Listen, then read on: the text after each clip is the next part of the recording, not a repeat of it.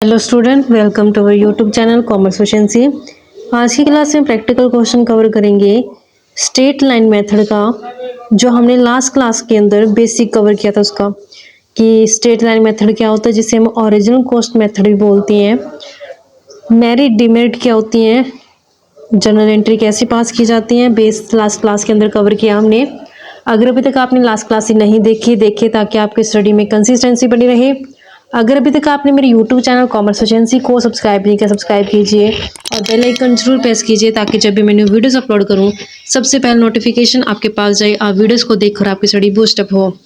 Cover करते हैं। Statement दी गई है कि 1 अप्रैल 2020 को अतुल ग्लास लिमिटेड ने परचेज किया मशीन 90,000 की, और उसके ऊपर 6,000 रुपये खर्च कर दिए कैरेज के और 4,000 खर्च कर दिए इरेक्शन के।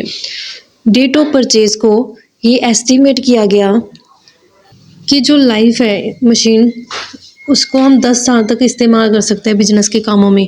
मशीन को 10 साल तक इस्तेमाल करने के बाद हम उसे 20,000 में स्क्रैप में बेच देंगे, यानी कि कबाड़ में वो कम से कम 20,000 की सेल हो जाएगी। मशीन अकाउंट बनाना है, डेप्रिसिएशन अकाउंट बनाना है 4 साल का। After providing depreciation on fixed installment method, हमने डेप्रिसिएशन चार्ज करने हैं फिक्स्ड इंस्टॉलमेंट मेथड से, और अकाउंट क्लोज करने हैं हर साल 31 मार्च को। अब हमने डेप्रिसिएशन का यहाँ पे परसेंटेज नहीं की गिवन कि 10% है डेप्रिसिएशन, 5% है, कितना है, तो हमें डेप्रिसिएशन कैलकुलेट करना पड़ेगा। डेप्रिसिएशन हम कैसे कैलकुलेट करते हैं, जो कॉस्ट होती है असेट की, कॉस्ट ऑफ असेट्स की है 90,000 प्लस उसका जो कैरेज का खर्चा 6,000 प्लस उसका इरेक्शन का खर्चा 4,000, तो टोटल 90, 6 और 4 टोटल कितना होगा 1,00,000 रुपया।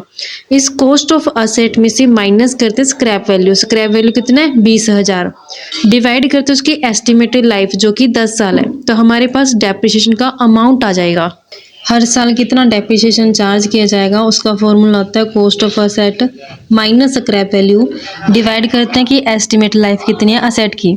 कॉस्ट ऑफ असेट्स में जो मशीन की कॉस्ट है 90,000 प्लस उसमें जो खर्चे किए गए कैरेज का 6,000 प्लस 4,000 उसके इरेक्शन के, तो टोटल कॉस्ट कितनी मानी जाएगी असेट्स की 1,00,000 रुपये।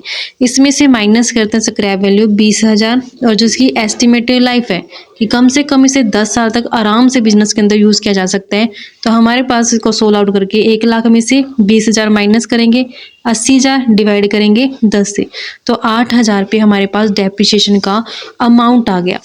अगर हमें रेट कैलकुलेट करना हो तो रेट कैसे कैलकुलेट करते हैं, तो रेट ऑफ डेप्रिसिएशन का हमारे पास फॉर्मूला आता है कि जो ये अमाउंट है डेप्रिसिएशन का, अमाउंट ऑफ डेप्रिसिएशन को डिवाइड कर देते हैं कि कितना टोटल कॉस्ट है असेट का, टोटल कॉस्ट ऑफ असेट से डिवाइड करके रेट कैलकुलेट करना, तो इंटू 100 कर देंगे।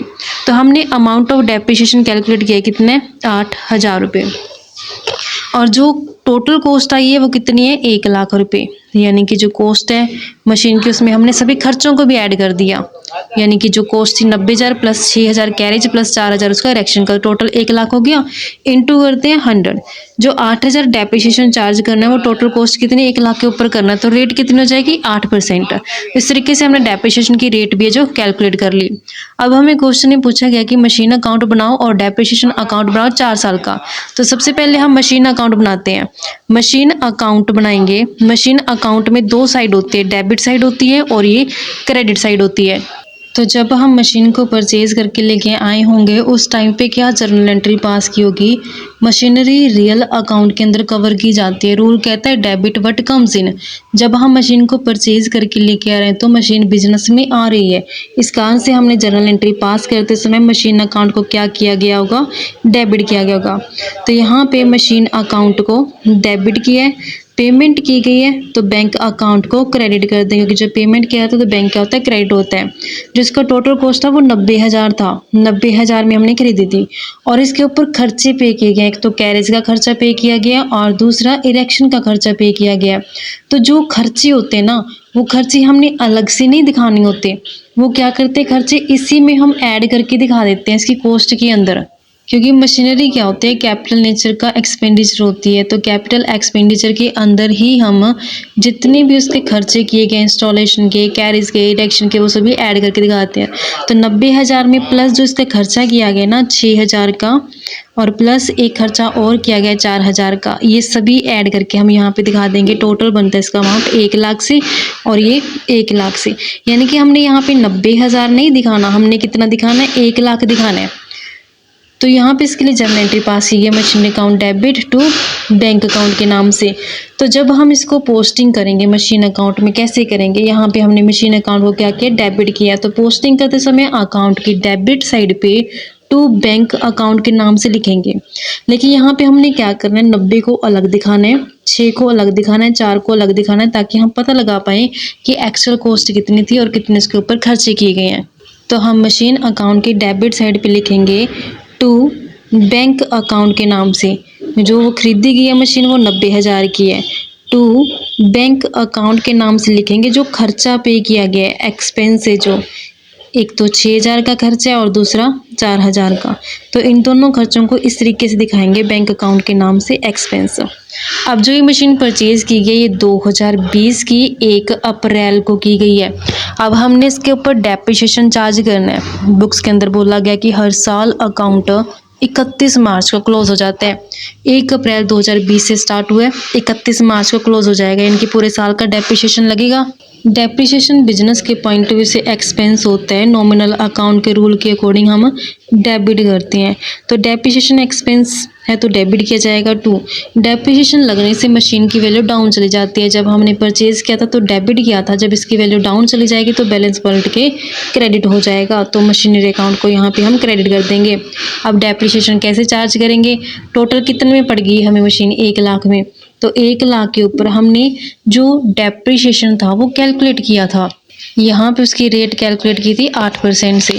तो हम यहाँ पे 1 लाख के ऊपर 8% जब डेप्रिसिएशन चार्ज करेंगे 8,000। तो इसके लिए एंट्री पास की गई है, depreciation account debit to machinery account के नाम से 8,000। अब हम मशीनरी अकाउंट में इसको कैसे दिखाएंगे, मशीनरी अकाउंट को क्या किया गया, क्रेडिट किया गया। तो पोस्टिंग करते समय अकाउंट के क्रेडिट साइड पे बाय डेप्रिसिएशन के नाम से दिखाएंगे। ये जब लास्ट में अकाउंट एंड होता है ना तब किया जाता है, यानी कि 31 मार्च को किया गया है। अगर ये अकाउंटिंग पीरियड 2020 को स्टार्ट हुआ तो 2021 के 31 मार्च को जो डेप्रिसिएशन चार्ज किया गया। तो हम पोस्टिंग करते समय मशीनरी अकाउंट की क्रेडिट साइड लेंगे, बाय डेप्रिसिएशन के 8,000 दिखाएंगे। तो हमने मशीनरी अकाउंट की क्रेडिट साइड लेनी है 2021 की 31 मार्च को, बाय डेप्रिसिएशन अकाउंट के नाम से दिखाएंगे। अमाउंट है डेप्रिसिएशन का 8,000। अब हम ये अकाउंटिंग ईयर क्लोज करते हैं, 31 मार्च को क्लोज हो जाएगा। बाय बैलेंस सीडी कैलकुलेट करेंगे। टोटल जो बनता है इसका अमाउंट 1 लाख है। 1 लाख में से 8,000 डेप्रिसिएशन माइनस करके 92,000 का क्लोजिंग बैलेंस आ गया। टोटल 1 लाख दिखा देंगे। अब इस बैलेंस को नेक्स्ट अकाउंटिंग पीरियड, ये 31 मार्च 2021 को क्लोज हो गया, तो 2021 की 1 अप्रैल को नया अकाउंटिंग पीरियड स्टार्ट हो गया। तो ये बैलेंस बीडी हो जाएगा नए साल के लिए। नया बैलेंस 92,000 कहलाएगा। जो यहाँ पे लास्ट का क्लोजिंग था वही नेक्स्ट का ओपनिंग हो जाता है। अब सेम हम क्या करेंगे, 4 साल तक डेप्रिसिएशन चार्ज करेंगे। 1 साल हो गया, दूसरा साल कब क्लोज होगा, ये 1 अप्रैल 2021 से स्टार्ट होकर के 2022 के 31 मार्च को क्लोज हो जाएगा। तो बाय डेप्रिसिएशन अकाउंट के नाम से। अब हमने क्या करना है, यहाँ पे स्ट्रेट लाइन मेथड से डेप्रिसिएशन चार्ज करना है। स्ट्रेट लाइन मेथड का मतलब क्या है कि हर साल जो डेप्रिसिएशन चार्ज किया जाएगा वो सेम रेट से किया जाएगा। अगर पहले साल मैंने 8,000 किया चार्ज, तो दूसरे साल भी मैं 8,000 ही चार्ज करूँगी। तो यहाँ पे 31 मार्च को क्लोज करके बैलेंस सी फिगर कैलकुलेट करते हैं बाय बैलेंस सीडी के नाम से। टोटल 92,000 बनता है। टोटल 92,000 बनता है, माइनस करेंगे 8,000 तो 84,000 बैलेंस आ गया। यही 84,000 बैलेंस हम कैरी फॉरवर्ड कर देंगे नेक्स्ट अकाउंटिंग पीरियड में। तो जैसे यहाँ पे अकाउंटिंग पीरियड स्टार्ट हो जाएगा 2022 की 1 अप्रैल को, तो ये टू बैलेंस बीडी हो जाएगा। कितना, जो लास्ट का 84,000 बैलेंस आया है, क्योंकि यही बैलेंस हमने कैरी कर दिया आगे। अब मैं 31 मार्च को 2023 की 31 मार्च को क्लोज करती हूँ। डेप्रिसिएशन चार्ज करेंगे बाय डेप्रिसिएशन अकाउंट के नाम से। हर साल सेम चार्ज किया जाएगा 8,000 से।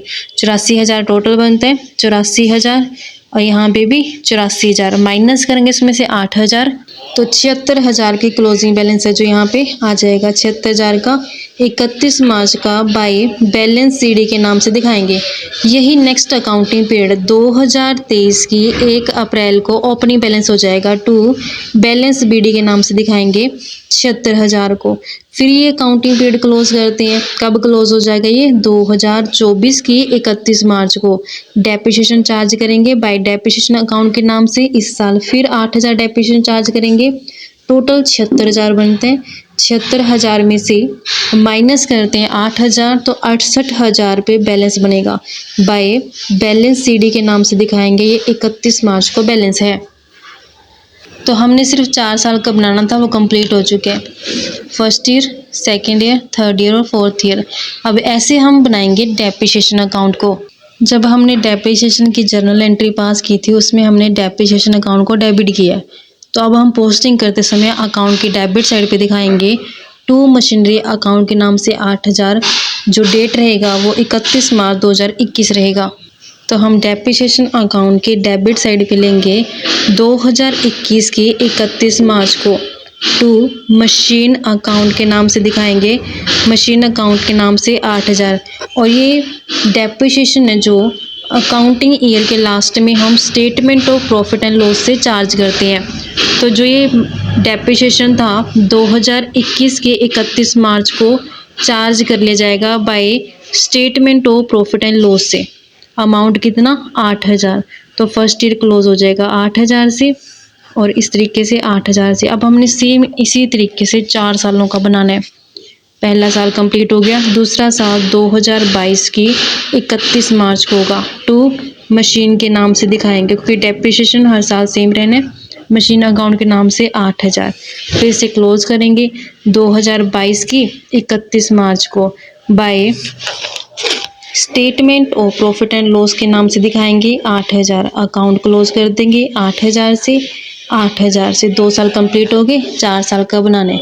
तीसरा साल 31 मार्च 2023 टू मशीन अकाउंट के नाम से दिखाएंगे। मशीन अकाउंट का 8,000। फिर इसे क्लोज करेंगे 31 मार्च 2023 को।